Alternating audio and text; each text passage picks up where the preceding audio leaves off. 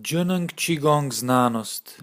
Izvleček iz skripte Društva za kakovost življenja Leteča želva. 9 značilnosti Džanang Čigonga. Četrta značilnost.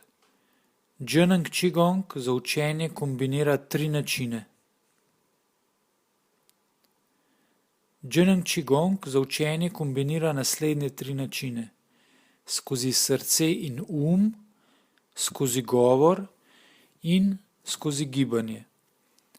Način učenja je izbran glede na učenčevo zdravstveno stanje in nivo inteligence. Prvič. Poučevanje preko srca in V starih časih, ko so učitelji z visokim gong fu poučevali učence, katerih telesa in so bila zelo zdrava in inteligentna, jim ni bilo treba govoriti. Uporabljali so samo svojo zavest in učenci so lahko jasno razumeli poučevano. To se imenuje poučevanje preko srca in V starih časih, ko so učitelji resnično uporabljali ta najvišji nivo poučevanja preko srca in se je tako učilo zelo malo ljudi, le 1 do 2 na 1000 ali 3 do 4 na 10.000 učencev. V Džanang Čigongu se ta pristop večinoma uporablja z organiziranjem či polja za poučevanje in zdravljenje. Organizacija či polja je, ko učitelj emitira zunanji či 10, 100, 1000 neštetim osebam. Učitelj takrat uporablja zavest svojega da zbira in mobilizira tako naravni hunjan či in či vseh v či polju ter jim tako omogoči, da se združijo in transformirajo v eno, združeno či polje.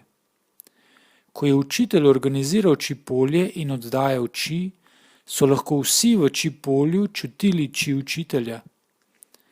Dober primer je, ko učitelj pošlje informacijo, da prsti rastejo, da bi postali daljši in vsi lahko vidimo podobo prstov, ki se daljšajo. Ko učitelj vizualizira gibanje med vadbo, lahko vsi te gibe izvajajo boljše. V či polju se učenje in zdravljenje ukrepita.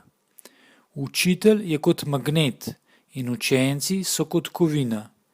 Ko je či polje organizirano, deluje, kot bi združil magnet in kovino. Učenci se namagnetijo. Tako lahko rečemo, da je organiziranje či polja en od načinov, kako lahko učitelj pomaga učencem pri napredku in jim da gong fu, da se njihove zmožnosti hitro razvijajo. Veliko učencev, ki vadi samo nekaj dni, lahko že oddaja zdravilen či. Ker organiziranje či polja uporablja zavest dovoljuje ljudem v či polju, da imajo enako izkušnjo kot učitelj.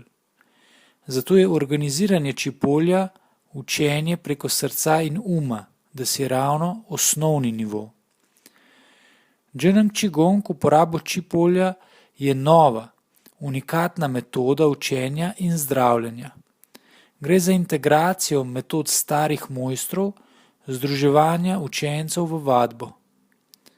Metodo, ki jo uporablja veliko ljudi, ko vadijo Čigong, je, da posadijo ljudi s kako boleznijo v središče kroga in ustvarjajo krožno polje, ki spodbuja zdravljenje. Z integracijo modernih znanstvenih spoznanj je Džanang Čigong izumil to novo metodo, organizacijo či polja. Ta metoda je primerna za vsakogar, ki prakticira Džanang Čigong. Zagotavlja, da so pozitivni učinki Džanang Čigonga na voljo po vsem svetu in za vsakogar. V starih časih mojstri niso uporabljali organiziranje či polja za učenje. Čigong so poučevali 1 na 1 ali znotraj družine, saj naj te metode ne bi bilo moč predajati 6 ušesom. Zato ni bilo potrebe, da bi učili znotraj organiziranega či polja. Poučevanje preko srca in je najvišji nivo metode poučevanja. Opomba številka 4. Kadar učitelj pomaga ljudem z organiziranjem čipolja za poučevanje in ali zdravljenje, to polje istočasno pomaga njegovemu zdravljenju in napredku.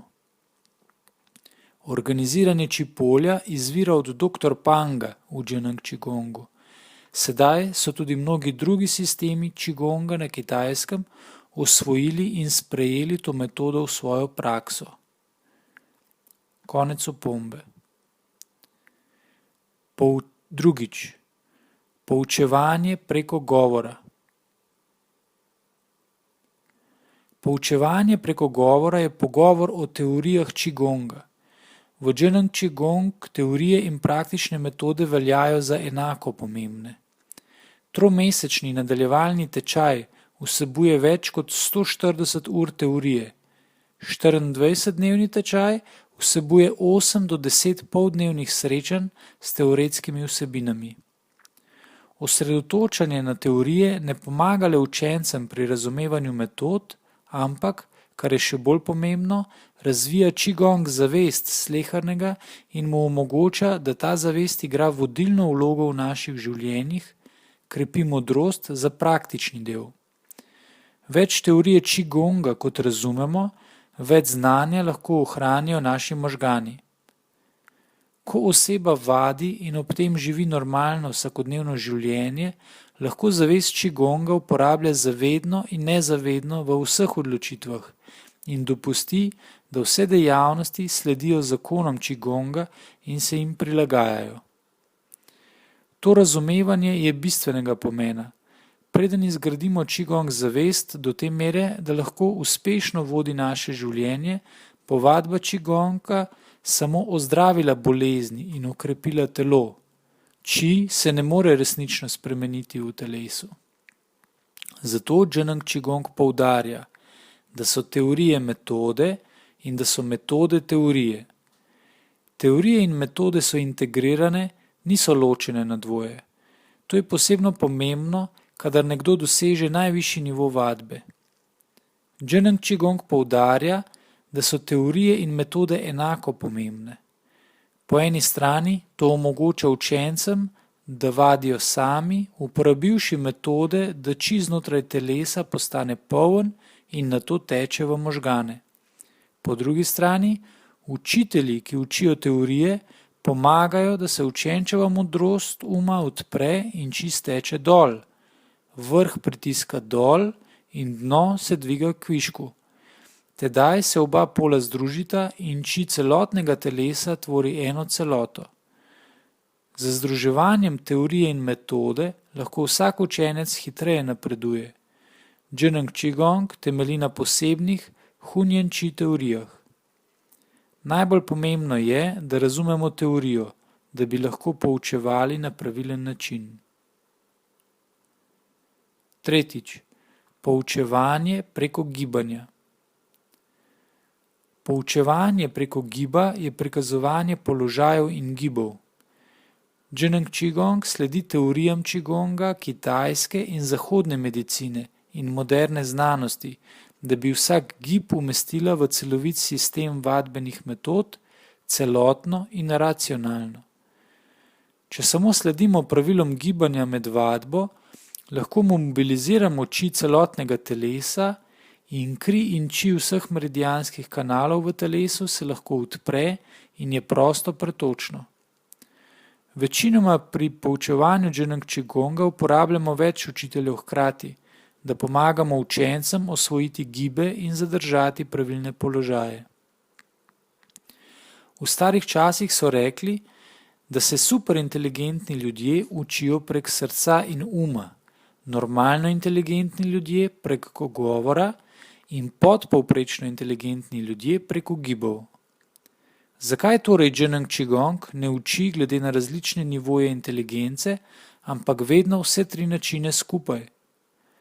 Razlog je, da se družba razvija, ljudje napredujejo in so danes vsi bivanjski aspekti mnogo boljši kot v starih časih. V starih časih je bila produktivnost nizka, znanstveno in kulturno znanje je bilo minimalno in človeški možgani niso bili razviti. Bivanjske razmere so bile težke, zdravje ljudi pa bolj šibko. Danes pa so tudi ljudje s podpovprečno inteligenco zmožni izluščiti in absorbirati informacije na nivoju normalnih ali superinteligentnih ljudi starih časov. Tudi oni imajo zmožnost učenja preko govora ali srca in uma. Poleg tega imajo s poučevanjem na vseh treh nivojih skupaj od tega koristi vsi, ljudje z različnimi nivoji fizičnega in mentalnega zdravja, tisti, ki so zelo hitri pri dojemanju in tisti, pri katerih možgani so počasnejši. Tudi tisti z zelo zdravim telesom in umom ter z relativno visoko zmožnostjo dojemanja lahko imajo korist od poučevanja preko govora in giba. Ljudje z znatno nižjim nivojem telesnega in umskega zdravja oziroma sposobnostjo dojemanja lahko imajo korist od poučevanja preko gibanja. Celo nekdo, ki se je zmožen učiti samo preko enega od teh načinov, ima korist ob izpostavljenosti ostalih dveh. Pacienti, hemiplegiki, ki se ne morejo gibati, ampak lahko samo poslušajo teorijo, lahko ostanejo v vadbenem prostoru, kjer se vzpostavi čipolje in so deležni blagodejnih učinkov zdravljenja. Hun Yuan Ling Tong Ha